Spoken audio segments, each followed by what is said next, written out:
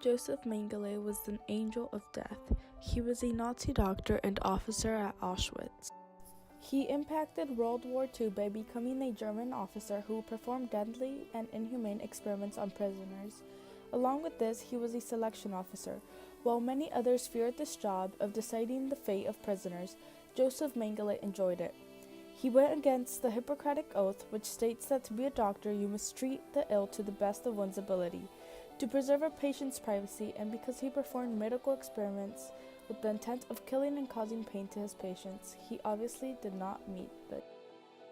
Josef Mengele teaches students about the inhumane and abusive acts that were done against the concentration camp prisoners during World War II.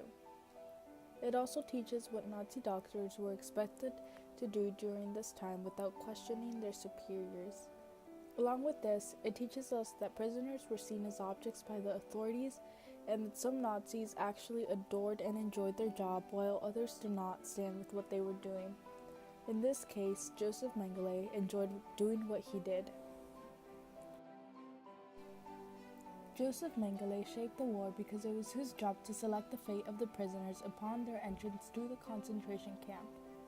He would either send them to the gas chambers to work or would select them for his experiments and surgeries.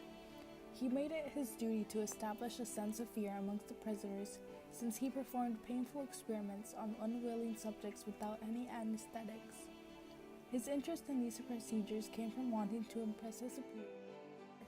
He was incredibly interested in genetics and certain reactions that occurred because of genetics. By ruling out having different genes, it was most logical to use identical twins based on his studies. My figure provides students with a more comprehensive view of World War II by allowing students to truly realize the horrific things concentration camp prisoners endured and went through.